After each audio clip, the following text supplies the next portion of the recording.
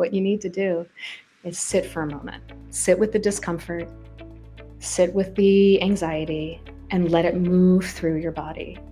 Welcome to the Warriors at Work show. This is Jeannie Coomber, your guide and host. This is a show for men and women in the workplace who want to move from the predictable to the potent. This is your weekly dose of inspiration with an edge. I talk with CEOs and shamans, sports marketing executives and therapists. All of us are like-minded thinkers and doers who tell stories, share wisdom, and challenge each other to have the best life possible inside and outside the office. Welcome to your Warrior Conversation. Hey everybody, thank you so much for joining me here at Warriors at Work. I'm really grateful that you're here. Today I'm joined by a beautiful soul, Eliza Czander. She's a guide and a practitioner who works at the intersection of trauma, anxiety, and the nervous system. Her work supports people through gentle, evidence-based somatic techniques that help the body find safety, release stored trauma, and reconnect with our natural capacity for regulation. At the core of her work is a simple but powerful truth. You can't heal what you can't feel. And rather than pushing through or bypassing discomfort, Eliza's work invites us to slow down, listen, and allow our nervous systems to complete what it needs to finish without force, without re-traumatization, and without judgment. And I'm offering this conversation now for a very intentional reason. 2025 was the year of the snake, year of shedding, bringing awareness to what's been living beneath the surface and releasing old patterns. As we're moving into 2026, it's the year of the horse. We're being invited into forward motion, power, freedom, momentum. So this conversation with Eliza is about building the inner conditions that allow true forward motion and honoring what has been stored in our body. So I bring this conversation to you as a gift to begin the year. Be well. Eliza Czander, thank you so much for being in this conversation with me today. Oh, thank you so much for having me, Jeannie. This is I feel like a really important conversation to the world. I feel there's a lot of stress and burnout and sadness and trauma. It's certainly in the workplace and in the world at large. So I feel like this is such a special gift to bring you here, to share your wisdom, to share all of your incredible insights to help heal all of us. Mm-hmm. And you have such an interesting background and a level of perspective on the world. But what I'd love to do is let's start with really what drew you to the world of healing and yoga. And specifically, you chose to be a part of the world of trauma and help people from that place. So tell us a little bit about the story. Well, I've always been interested in healing and in therapy, and was always interested in yoga. I sort of practiced off and on from my 20s. But it wasn't until I had a traumatic birth and a traumatic pregnancy with my daughter that it sort of changed my complete outlook on what healing is and what trauma is and what somatics and embodiment means. After this very traumatic birth where I almost died, had a hysterectomy, was sort of, in our healthcare system, you're just sent home and you go and you deal with it. I was so disconnected from my body. I felt like I didn't even know what was happening inside of me. And that was sort of a new feeling for me. I had dealt with some bouts of depression and things like that through my life, but I had never dealt with anxiety. And I had some severe postpartum anxiety after this, just from that feeling of disconnectedness. And it was pretty brutal.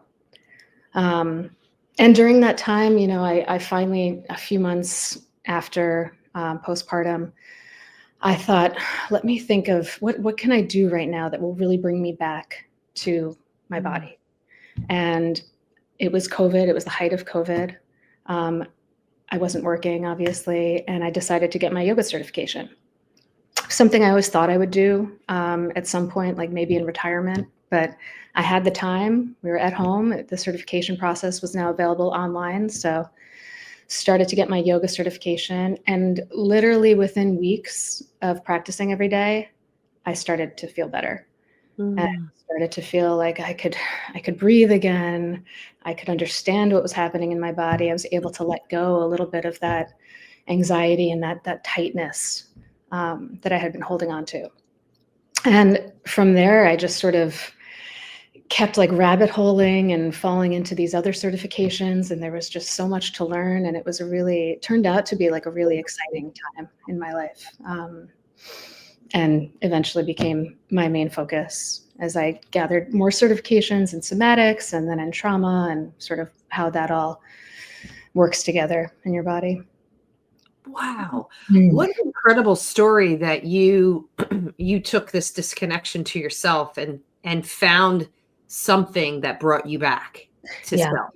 Yeah. And then built upon that in a way that is so powerful.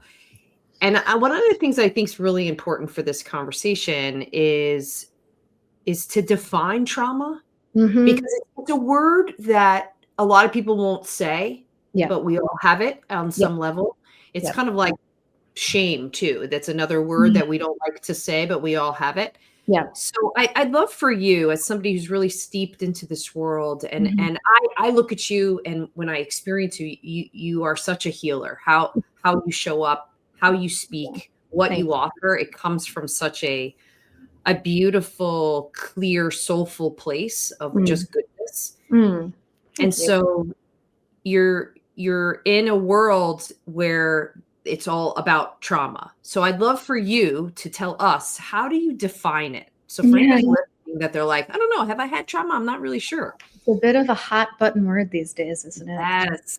I actually had someone say to me the other day, I have this anger inside of me. I have this angry streak, but I've never had any trauma. And I said, sure you have. So you're exactly right. We've all had it in some capacity. Trauma by definition is just when an event or an experience is so overwhelming that we can't cope with it.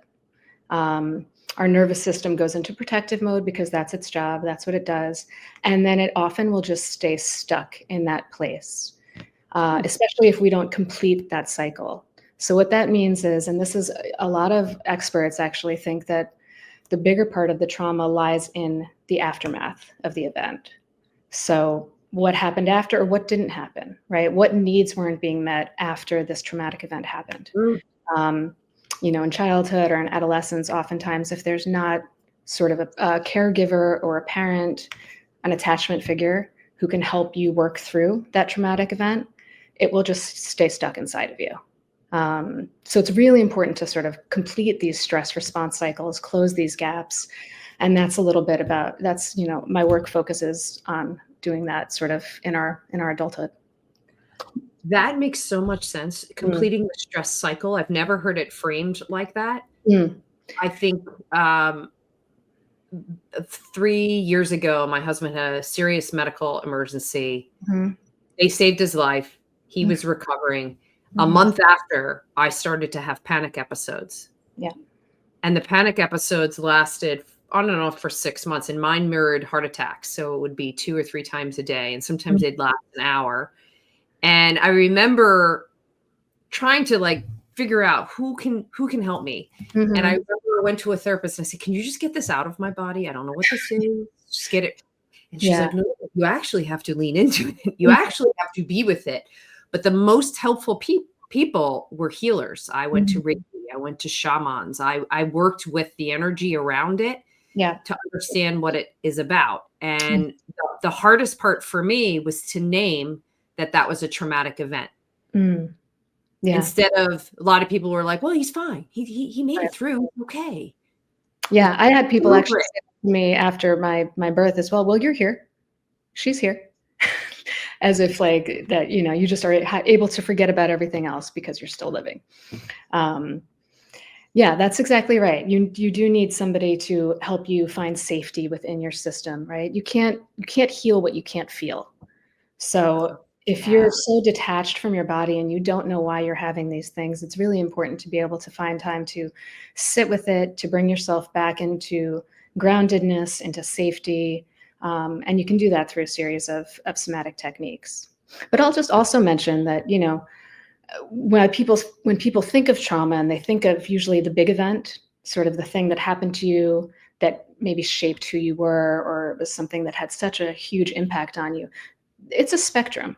So we have what we call big T's and little T's and sort of everything in between. But there's also, death by a thousand cuts, sort of complex trauma, where you're growing up with maybe a caregiver who's critical or is somewhat negligent. Maybe they're not around all the time. Maybe you're not completely sure which version of them you're going to get, right? They could be dealing with some mental health things.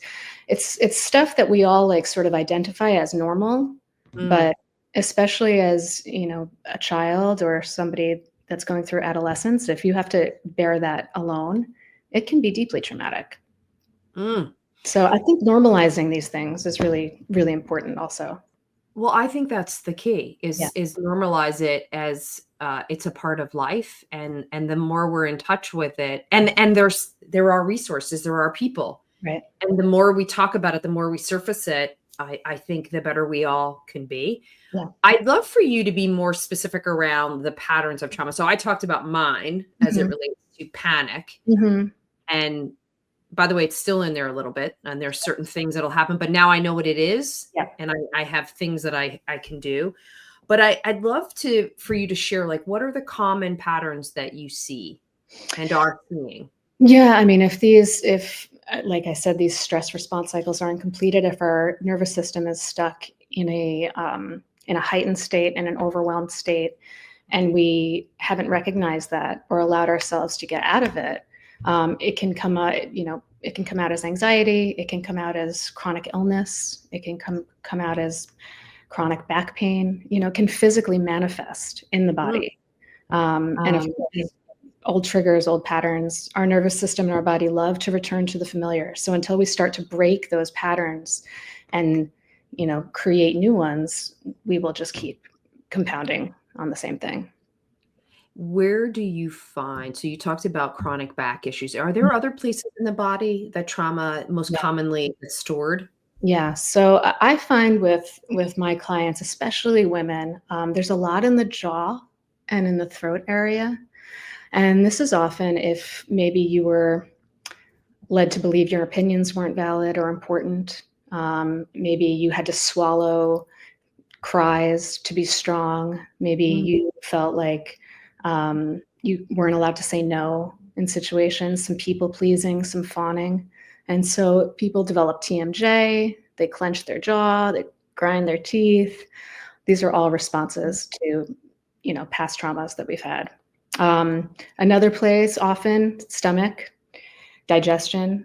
I can say personally that after my, part of it was having a major organ removed, certainly, but I suffered from nausea for 2 years. Nausea and what doctors identified as IBS and gave me all kinds of medication. Nobody could quite figure it out. And, with all these autoimmune disorders now, they just kind of hand you have IBS.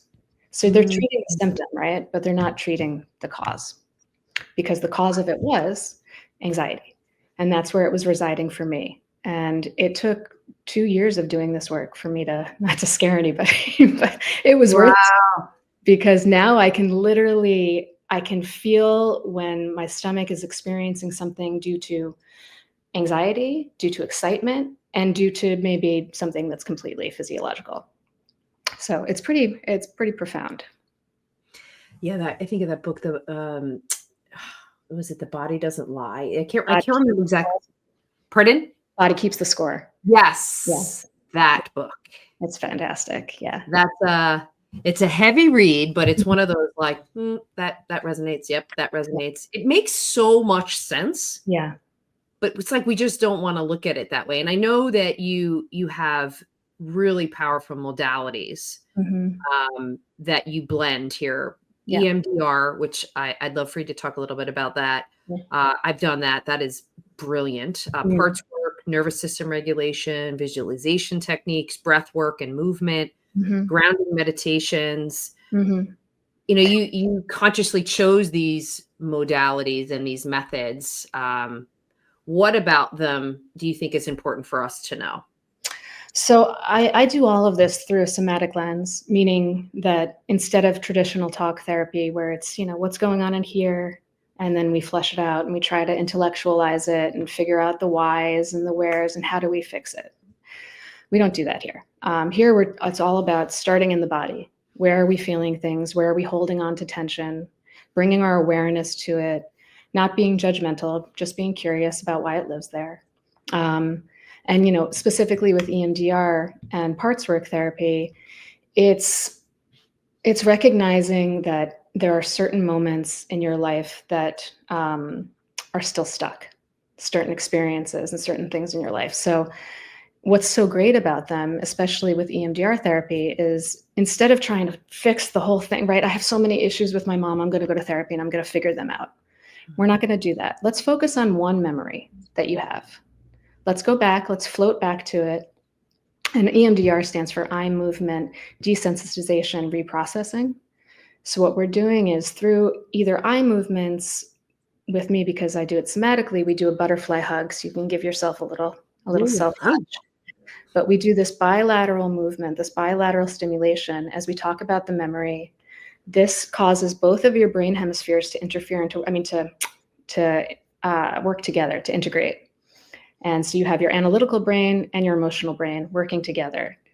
This helps us to have some distance from the memory, helps us to think about it in a way that's not so emotionally charged. And then when we reprocess, we come up with a better outcome that we would have liked to have seen. How do we feel about it?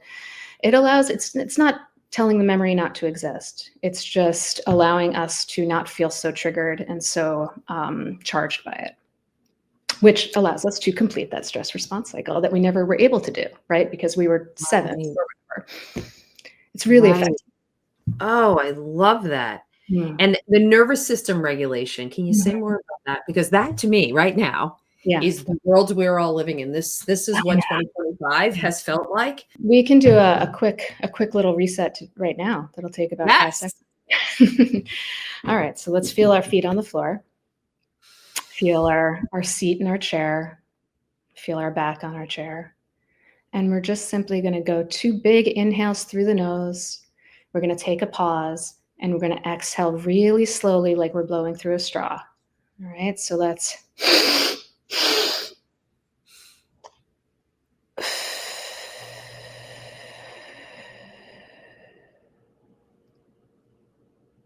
And I mean, even just doing that, I know I feel more grounded, right? Like some of that tension and some of that was able to just fall away a little bit.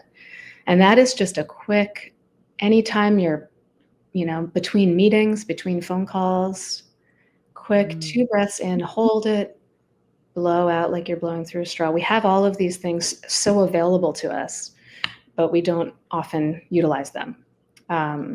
So why the 2 breaths versus the 1 breath? I think I remember hearing about this on the Huberman Lab, the podcast. Sure. Yes, he's big into breathwork now. It's just filling up your belly and expanding your chest just a little bit more. So you often think that you've filled it all up, and then you take one more breath.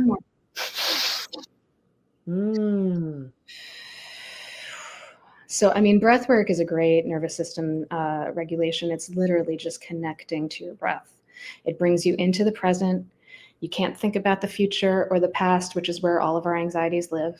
You have to stay anchored into the present.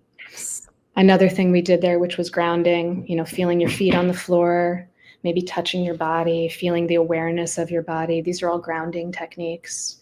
If you have time to build in a little meditation, even if it's a guided meditation for 5-10 minutes a day, another nervous system regulating technique. All of these things are bringing you from a heightened state, which is our sympathetic state, into our parasympathetic state, which is our calm, regulated, rest and digest. It's where we can make better decisions and have a clearer head as we go into the next thing. Yeah, it's like a It's back here. Yeah. My shoulders dropped. And I Mhm. felt the energy go from chest, like dropping into my lower body, Mhm. which I think of, like, I'm always thinking about it in terms of anybody that's listening and watching.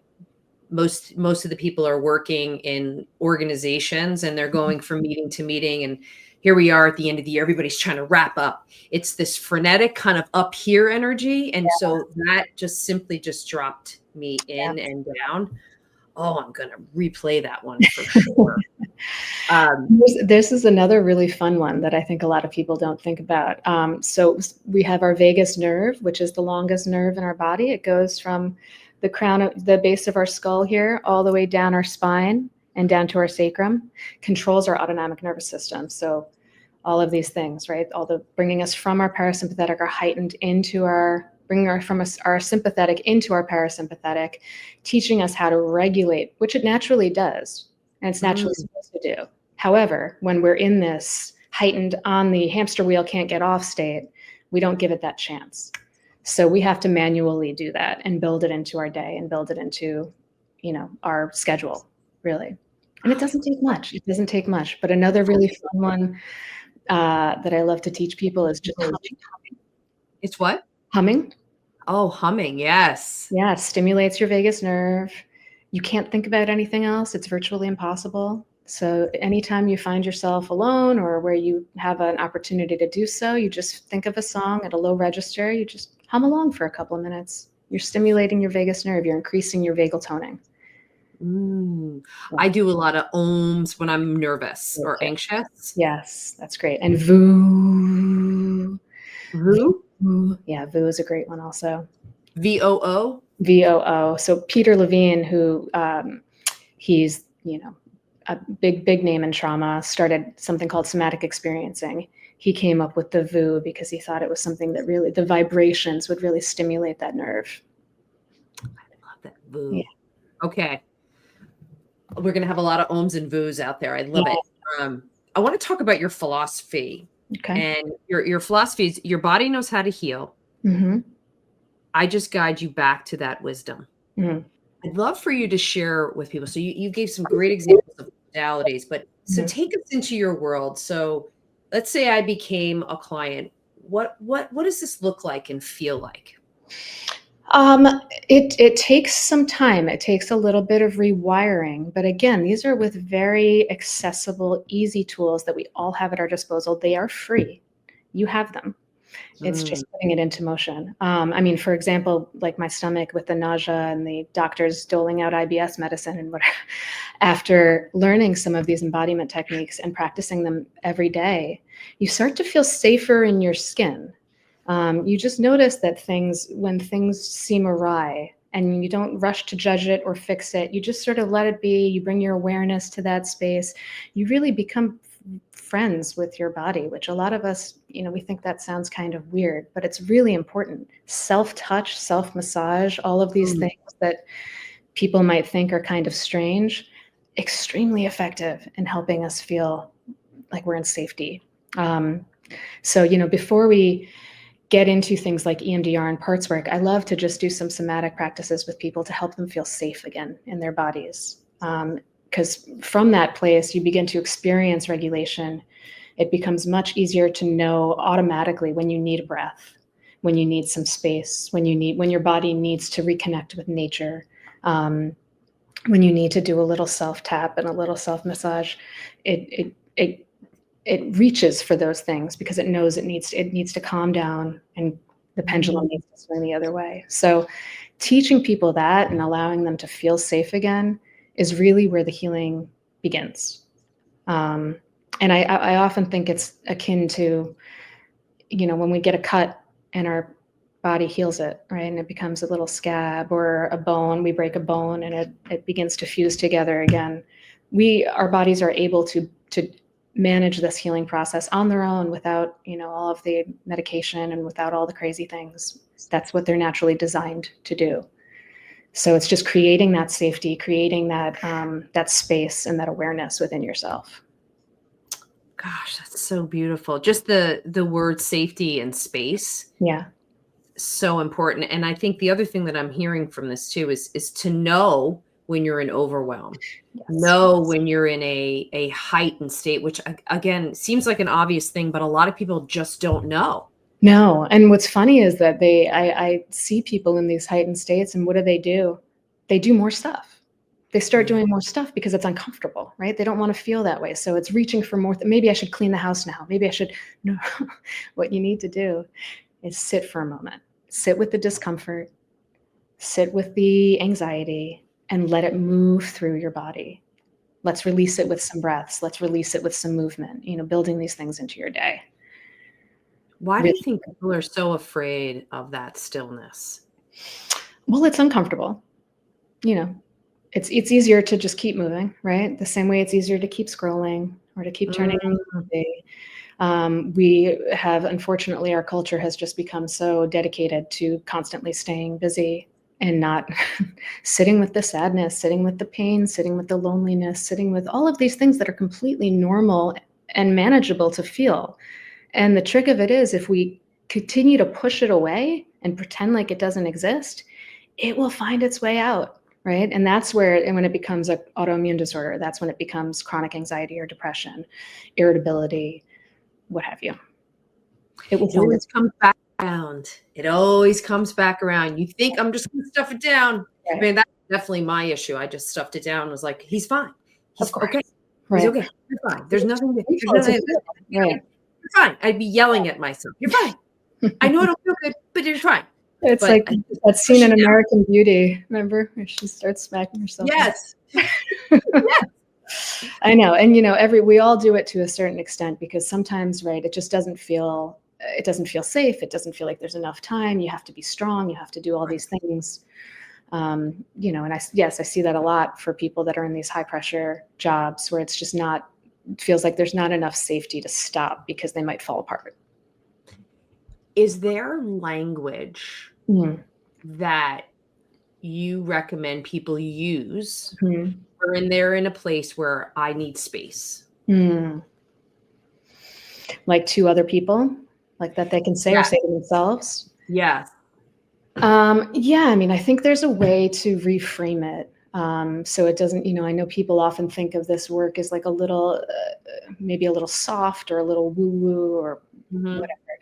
But, when you think about an athlete who's just played an intense 90-minute game, they know that they need to recover, right? They know that the recovery is where their performance will really lie. If they don't have that, they will get gassed out, right? They'll tear a ACL or whatever. And I think we have to think about our lives, and especially people that are in these high pressure positions, in the same way. If you don't give yourself a break, you won't be able to function at the top. You won't be able to function with excellence. You won't have a clear head. You won't be coming from a place of regulation. You can't lead this way. You can't lead from dysregulation. Everyone around you becomes dysregulated. So it's really, really important, I think, to reframe it in that way, where it's like sort of like thinking about it with like a return on investment, where if you don't take time in between meetings to ground yourself, to meditate, to give yourself a little love, to come back inside, to breathe, you're going to fall apart more quickly, and it's going to be harder to get back up the next time. So it's like going to the gym. And you just said something that's really powerful, is if you're dysregulated, the people around you will also do the same. And what I see is there's a lack of awareness, because it's basically you get props if you overwork. If you're available 24/7, and people will say, "Oh, Eliza, you can outwork anybody." It's like, yeah, that's right. That's right.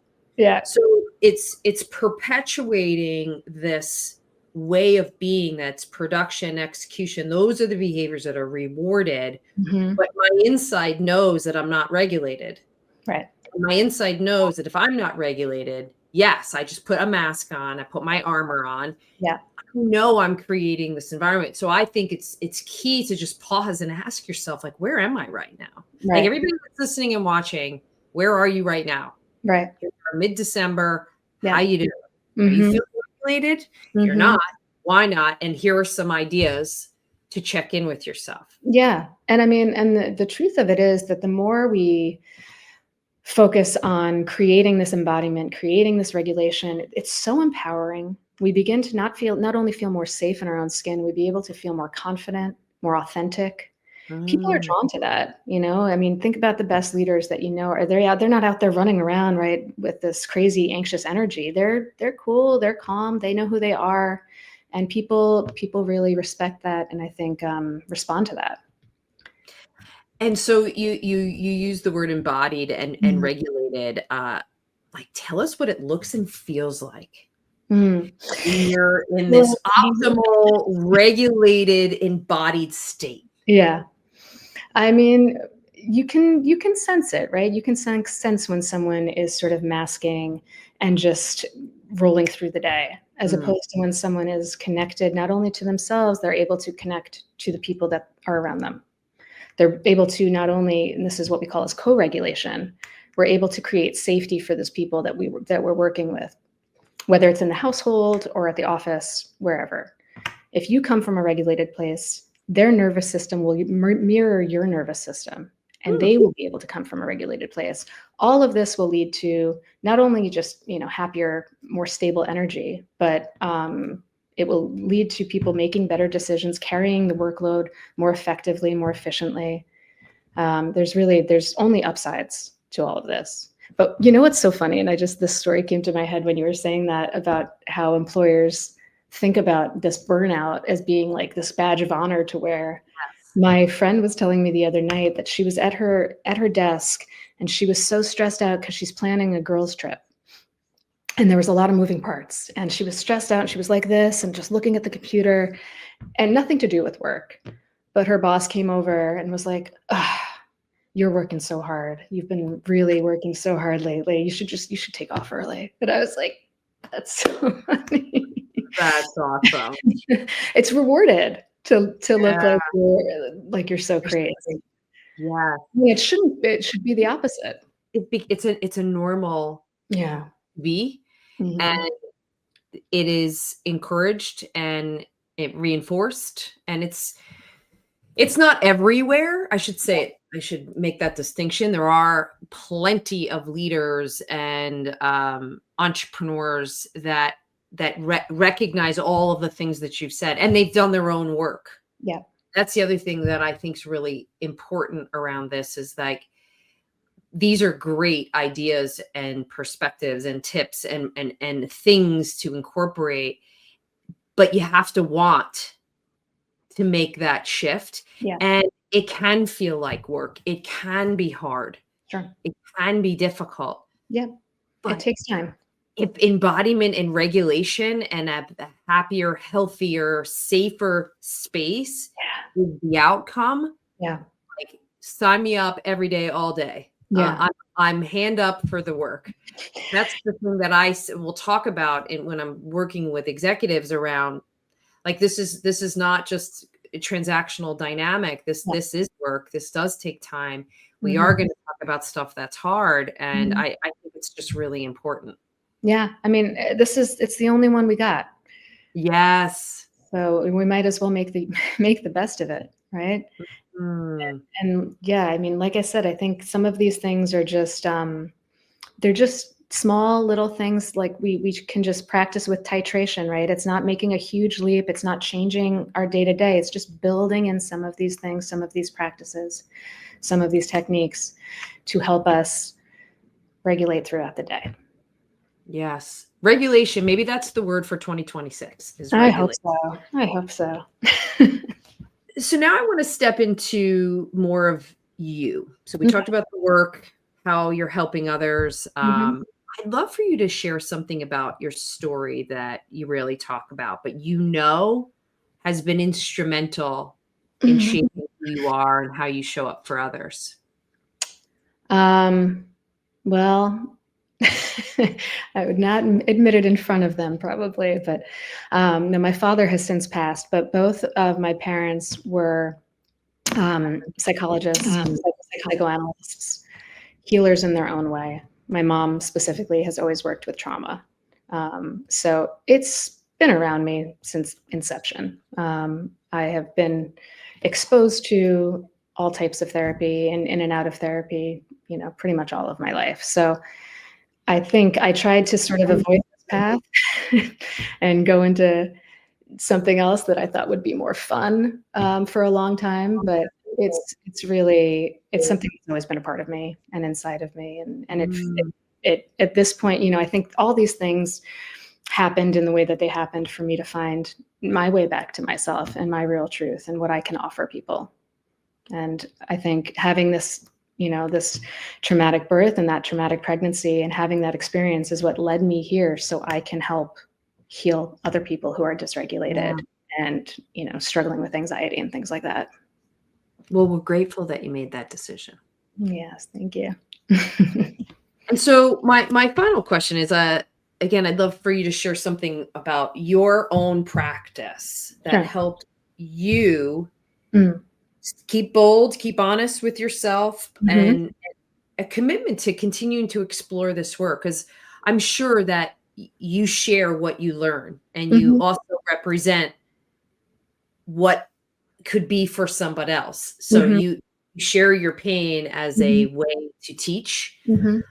I'd love to hear what your practice is. How do you stay focused on this? Well, I always build in some method of movement into my day. So, I mean, that can be something as simple as going in a walk through nature. Connecting with nature is really, really great for the nervous system. So doing something like that, whether it's walking or yoga, something active, something where I can feel like I'm moving my body, connecting with my body. And then there's always elements of grounding sort of throughout the day. And like I said, they've become pretty automatic at this point, but I always like to start my day with just grounding, even in your bed. Before you touch your phone, before you do anything else, orienting yourself with the space. I like to do a 5, 4, 3, 2, 1 exercise. Do you want to try it? Yes, I'm game. I do this with clients, but I also do it with my children. Like, that's how easy it is to do. But it just brings you back to centered. It brings you back away from whatever anxiety might be happening, swirling around in your head. It just brings you back to the present. So we're going to focus on 5 things we can see. So just look around your room and focus on, just clock 5 things in your head, painting, whatever. Good. Now we're going to focus on 4 things we can feel. Maybe your sweater. Maybe it's your chair. Maybe it's the floor with your feet. 4 things. Then we're going to focus on 3 things we can hear. So can we hear maybe our voice, our self-breathing? Maybe it's the hum of the refrigerator, car outside. Yeah. 2 things we can smell. Maybe it's coffee. Maybe it's papers. And then 1 thing we can taste. Again, maybe it's coffee. It certainly is for me. And just orienting yourselves with our senses, literally. It just brings us back to a place of calm, safety, nothing to do, nowhere to go. It's pretty fun. I love it. Yeah. So doing it every day? Every day when I wake up. And your kids do it too. I try to get the kids to do it. Yes, you can't do it when they're in a state of total activation, but when they've calmed down from their activation, my kids have gotten very good at focusing on their breath, which is impressive to see. And so that's the other one that I do throughout the day, especially if there's any time that I'm feeling a little overwhelmed or a little, anxious, thinking about hosting for the holidays or whatever. I feel my feet on the ground.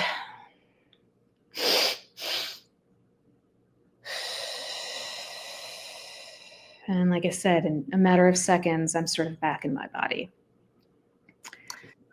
This has been so delightful. I took an entire page of notes for the amount of tips and tricks. And what I love about it is it's not that hard. No. And you're doing it in such a beautiful, safe space for others. And I'm so grateful that you're doing this work in the world. Thank you. We need more Eliza Czanders. We need more people who are willing to provide a space for people to work through their trauma and know that they're going to come out the other side with you as their guide. Yes. Yes. And one thing I was doing before we got on, had a little nerves in my body, is also, this is a really great thing to do if you're feeling anxious, nervousness. It's just shaking it out, shaking out your body. And I always tell people when they say that they feel silly doing that, I said, have you ever seen a dog when a dog gets in another altercation with another dog and they start barking and fighting? Yeah. What do they immediately, what do they do when they walk away? They shake it off. And that is literally their nervous system completing that stress cycle. So we don't do that, right? We have a fight with somebody and then we put our phone down and we go, hang on to it. And then we call 10 people. It's all in your body still. So just shaking that out can also be really effective. It's also effective, I'm imagining, before going into any dynamics. Here we are on the cusp of the holidays. Shaking it off before you go in. Oh, yeah. Shaking it off when you come out. Yeah. Do a little grounding, take a little bathroom break. Do some breathing in and out, some nice calming, regulating breathing. Again, just feeling your body in that space, bringing yourself back. And you go out more regulated. I mean, it happens all the time. Yes, that is the word. That is the word for 2026. Regulated with Eliza Czander. So thank you so much for being here. I look forward to sharing this with the world and continuing to be a part of your path going into next year. So such a pleasure having you. Thank you, Jeannie. I really appreciate it. Thanks for having me. Thank you for joining me for another episode of the Warriors at Work show. If you are interested in learning more about what we do at the Warriors at Work show and platform, be sure to go over to my website, Jeannie Coomber, and subscribe to my monthly Warrior Playbook newsletter. I share everything that I'm up to month by month, as well as some lessons and insights that I've learned. I'm also interested in hearing any feedback you have about this conversation or future topics. So reach out to me directly on jc@jeanniecoomber.com or on LinkedIn. Be sure to tell your friends and your colleagues about this Warriors at Work conversation. Subscribe, review, and rate us. It's the best way to get this message out into the world. Be well.